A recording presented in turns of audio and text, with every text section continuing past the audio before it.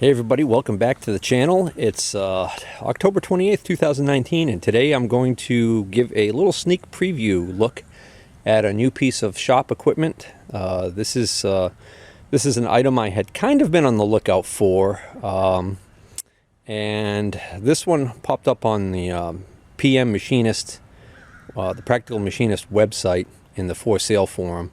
Bunch of other equipment was posted also with it. This was a new member, came on, posted a bunch of stuff. They may be a former member soon, because notice the moderator was already pointing out that all they did was for sale posts, and you can't just go on there to sell your stuff. You've got to be contributing in other areas of the forum. So long story short, I spotted this thing, and it looked like an old piece of junk, and it was $750 was the asking price. But it was local to me, 45 minutes away, or 40 minutes away, so that intrigued me. So, did a little bit of digging, come to find out the people who were trying to sell it actually had it already up on eBay for $750 or best offer. And I also found their website, and it turns out that they are sort of machinery and liquidation type dealers. So I was like, oh, okay, all right. So I found it on the website without a price. But the whole idea that it was, well, $750 or best offer on eBay, and I was able to determine that it looked like it had been on eBay for several weeks. So I thought to myself, well, the best offer indicates that they're willing to take less than $750 for it right off the bat. The fact that it's been up for a while tells me they haven't gotten any offers that they liked. So I made arrangements to go out and take a look at it. I called the guy and I asked him, actually I messaged him initially, and first thing I asked him was, can you tell me whether or not it's single phase or three phase? And he got back to me and he said, it looks like it's 408 volt. And I was like, oh, so that's, 408, that's got to be three phase, big power. And the problem with 408, if it's strictly 408, then the problem is a VFD is going to be an issue. You can get a 230 volt VFD to convert your single phase to three phase. That's not a big issue. But a rotary phase converter, I think same issue there. As far as upping the voltage, that's the issue. But I thought to myself, I said, either A, I could change the motor out if I have to, or B, maybe it's a dual voltage motor. I think a lot of the 408 or 480 volt or whatever the heck it is, voltage motors actually are dual voltage and can be kicked back down to 203 or 230 or whatever. So I go there, I look at it. It looks like a piece of crap. It looks even worse than I thought. There's a big, well, we'll get to it. Okay, so without further ado, the big reveal. It's in the bed of the truck laying down. I got to get it out of there because I'm going to look at some cabinets this morning, and I want to have the empty truck, because if I buy the cabinets, I want to take them with me that day. So what we're looking at laying down here in the bed, partially shrink wrapped, is a Walker Turner. I believe it's a 15-inch bandsaw, metal cutting. Actually, there's a lot of sawdust in there, so it was used for wood. It's got a 2-speed gearbox plus a 4-sheave step pulley system. So technically it's got 16 speeds. So I'm standing up on the rear bumper of the truck. Hopefully I won't fall off. It's a behemoth. This is all cast iron, this base, and the frame. It's very rigid. It's got some unusual features right off the bat. I don't know yet what this foot lever does. This box right here behind this panel is where the motor pulley, the pulley on the end of the motor and the motor shaft is. The sheave pulley on the motor shaft has come loose and worked its way outward towards this panel and rubbed this panel and made damage on the inside of this panel, which appears to be plexiglass or Lexan or something. And underneath all that crud, if you cleaned it up, I think it's actually clear. So I don't know why. I guess the idea would be you could do a quick visual inspection to see what speed it was on, what sheave the belt was on. That's the only reason I could think of why they would have made this way. I don't even know if that's original. I don't know whether or not there was a metal panel in there and somebody removed it and put this in or what. So it's hard to see, but so you got the pulley there. The belts go up here to a sheave underneath this to a gearbox. And then there's a lever on the top here, right here, to shift it from low speed to neutral to high speed. This is the trunnion. We have the table off. That's the table. Distance from the blade to the I don't know, that part of the frame right there is approximately 15 inches. So I think it's a 14.5 or a 15 inch. Again, all cast iron. It's got a repair, looks like an old repair, where this must have fallen over at some point in its life and cracked one of the covers or the housing, and it was re-welded. And it's actually an old enough repair that I think it's a good repair. In other words, I don't, I'd be worried if it was a recent repair. I'd be worried that it's going to crack again due to thermal expansion, the whole welding of cast iron. But it appears to me whoever welded that did a pretty good job. So obviously you're going to see all this in future episodes on this puff. All right, it's so filthy. It's unbelievable how dirty this thing is. So here we go. Here's our little chart, and it shows feet per minute, what it's capable of going down to and what it's capable of going up to. The highest number I see on here appears to be, there you go, it's 5757, and the lowest number appears to be 126. All right, so it's got quite a range. Oh, I don't know. I mean, to me it seems like quite a range. Again, 4-sheave pulley, 2-speed gearbox, so that gives us 8 speeds altogether, right? Right. No, I did that wrong. Technically, it's 16 speeds. It's right there on the chart, dummy. All right, so I couldn't find a model number on this thing, but here's the weird thing. It's got a serial number on it.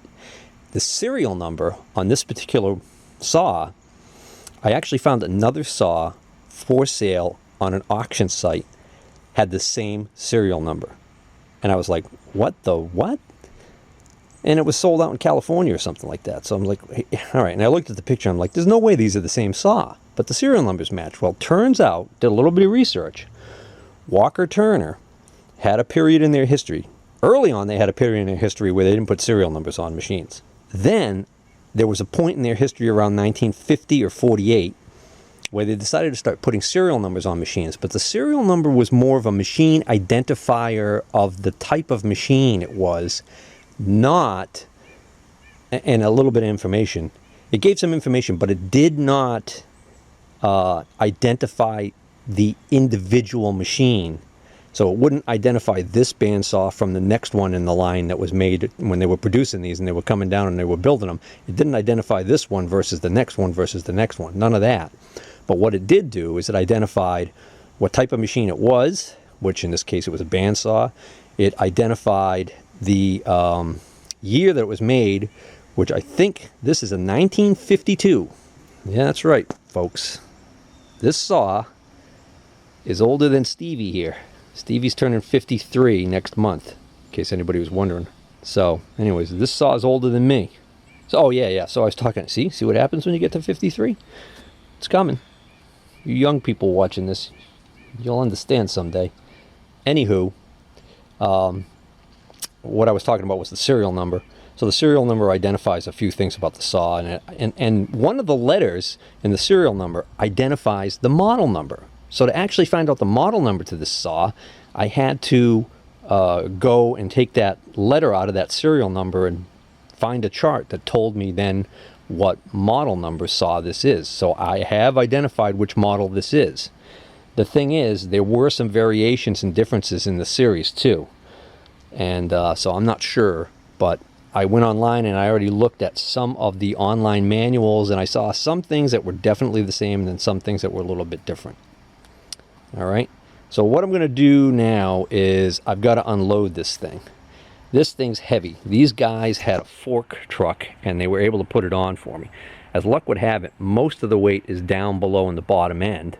So I was able to get them to lift it up with the fork truck horizontally so that we could lay it in here like it is. But I don't have a fork truck. I've got Old Yeller.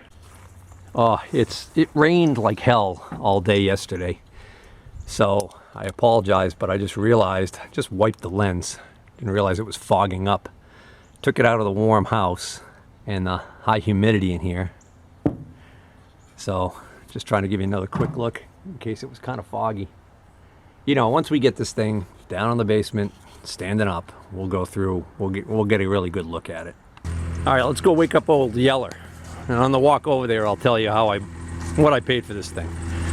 So I get there, and of course, in the photos that they had posted, the thing was laying down. You couldn't even see the other side. So the bad crack that had been re-welded by somebody, which definitely would hurt the value, wasn't even visible in the photo.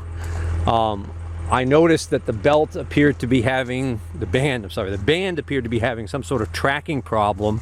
The possibility, it had a tracking problem, and it had actually cut and damaged the table in a small area. You know, it had that little metal disc in the center of the table for alignment, but anyways. So there were several issues. The fact that I might not be able to convert this thing to run off of either a VFD, or I might have to change out the motor just to run it on 220 volt. All of these factors, I told the guy, I said, boy, I said I'll make you an offer on it, but I said I'm nowhere near. And he says, well, he said that the problem is that supposedly this particular piece of equipment was a consignment piece. So I told him, I said, I'd give you $300 for it. And they said, oh, well, all right, we'll ask the owner. And they went in their office and came back out, and they said, yeah, he's accepted your offer. And then I ended up looking around, and I bought a few smalls. So probably in the next video after this will be a really short little flea market finds thing that focuses on a few pieces that I snagged from this place, some machinist tools, some smalls. So without further ado, let's see if we can wake up old Yeller, the Oliver 770. So in previous videos on starting this old beast, cold starts, I've shown that this switch right here, which looks like a starter switch on an old tractor, is actually, because of these big huge cables going to it, it's actually the preheater. And I've used the preheater in the past, and people have noticed that I hadn't been holding it in long enough. So I appreciate the people who mention that, because yeah, sure enough, once I realized that if I hold this in for a longer period of time, starting in cold weather got a lot easier, even though this motor's pretty worn and it's got low compression. All right, it's about 25 seconds.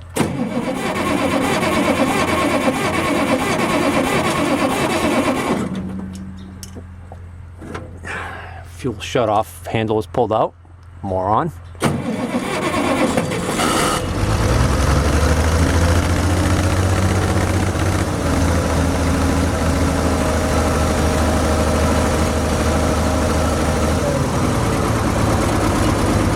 What a puff.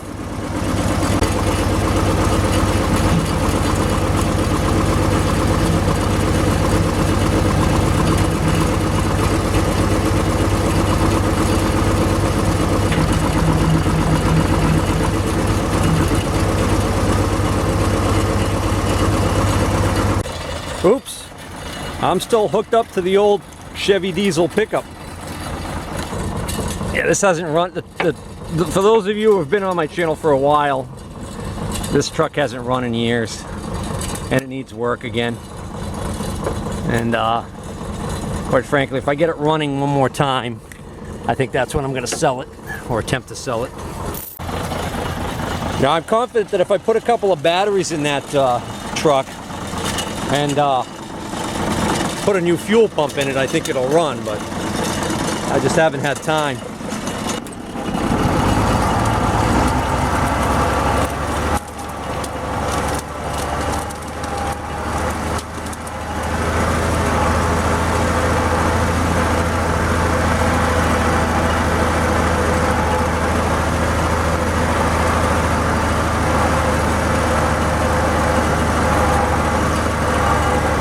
Alright, so here's my rig up.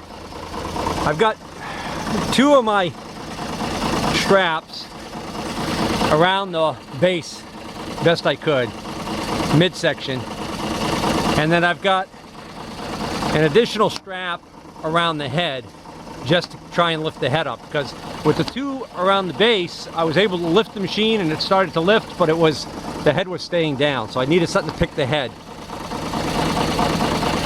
I would have loved to have just been able to put the chain with some padding around the head and pick from the top and stand it up and take it off the truck, but my fear is that that's going to put too much stress on the casting there, because then it's going to be trying to force that casting to want to bend under the weight of trying to lift up where all the weight is in the base. And I know that cast iron doesn't bend hardly at all before it cracks, so yeah, so as usual on these kind of sketchy deals, I'm pretty nervous. But I mean, as far as proof of concept, if this could actually work, it's up right now, already lifted. It's just a little bit of weight still on that block. Actually, nope, it's pretty much the whole ass end of it's up in the air. Matter of fact, the whole thing's up in the air. So rather than trying to back the backhoe up and having that damn thing starting to swing, which right now that's a static load. No, I'm not an engineer, but I stayed at a Courtyard by Marriott last night. No, seriously, that's a static load. In other words, all the forces on all those straps is pretty much from a non-moving object that's just being affected by gravity. Okay? No, the forces aren't all, I know that not, if we put the lines of force in here, they wouldn't all be going straight down. I get it. My point is, when I start to back up, the machine will have a tendency to start to sway. And especially if I have to hit the brakes, then it will sway hard. The swaying of that load on those straps is going to increase the amount of forces that are being exerted on those straps and increase the possibility of one of those straps letting go. Does that make sense? Oh, who gives a crap, right? So now we slowly move the truck out from underneath. That should just be, yeah, that's just a piece of block of wood that was hitting.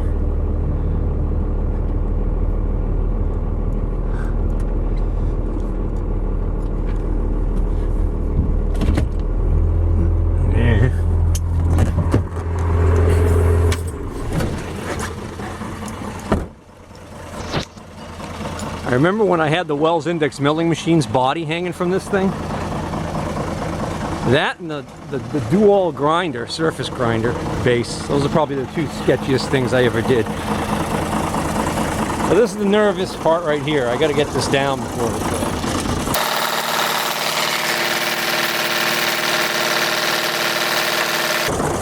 It's got some blocks under it. Alright guys, it's down on the ground, up on some blocks so I can get the straps back on. I'm just going to leave those straps right on there. But I got to get going. So I got to get the hell out of here. But if you guys like watching old equipment like this be worked on and revived, I suggest if you're not already subscribed, please subscribe to the channel. And if you like this video, because you like old tractors, you like old bandsaws or whatever, please hit the like button. Take care.